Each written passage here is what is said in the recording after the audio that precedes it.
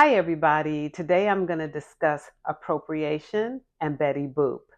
And in this case, when I say appropriation, I'm using the definition that states that it's the use of something that belongs to someone else without the owner's permission. So please listen up. I hope you enjoy the video, and I look forward to hearing your comments. Subscribe and give me a thumbs up if you enjoy it. This is Betty Boop, a national icon and an animated cartoon character. At the beginning of this video, you may have noticed that I had the word appropriation. Well, what sparked my curiosity about Betty Boop is when I was told that the original Betty Boop was Black. I was quite surprised and decided to do some digging because I wanted to know more, and I found out a lot. So, Esther Jones was a jazz singer in the 1920s, and she had a very unique style. Her style was a trademark boo wop ba doop. And so she's the originator of that style of singing. And it's called scat singing. Many of us are familiar with it because of Ella Fitzgerald. Well, that was her trademark. She sung at the Cotton Club and she went by the performance name of Baby Esther. Well, Helen Kane, who was an actress at the time, started using boops and boo wops, badoops in her singing. And the story gets really interesting because Helen Kane, the actress, decided to sue Max Fleischer, excuse me, I think his name is Fleischer.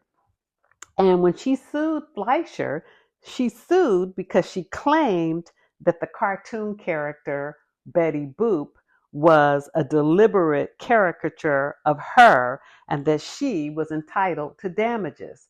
Well, Max Fleischer, who you see in the image on the screen now, he actually won that lawsuit because it was proven that Helen was not the originator of the boop boop boo wop badoop style. That was not, she was not the originator of that, hence appropriation. But the story gets better. So Max Fleischer would go to the Cotton Club, and that's where he originally saw Baby Esther, who is Esther Jones, performing. He asked one of the folks that worked for him, who was Grim Natwick, and you see his picture now, he asked him to create Betty Boop. So I would assume that when Max Fleischer asked Grim Natwick to create Betty Boop, that he told him what he wanted. And it's noted that Max Fleischer had attended Baby Esther's performances at the Cotton Club. So her style of singing, her style of dress, all of the things about her character and her style were used to create Betty Boop.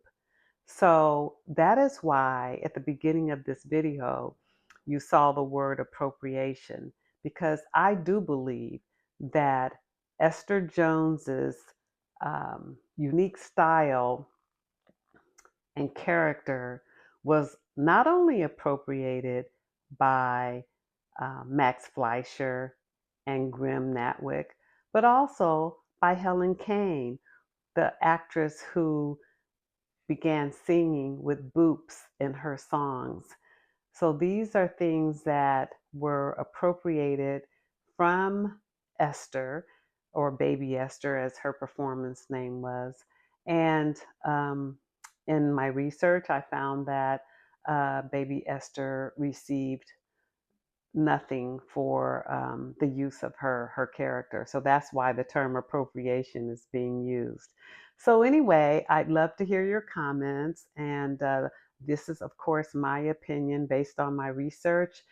You may have a different opinion, but my opinion is that Betty Boop was not a Black woman because she was not created as a cartoon character to be a Black woman. However,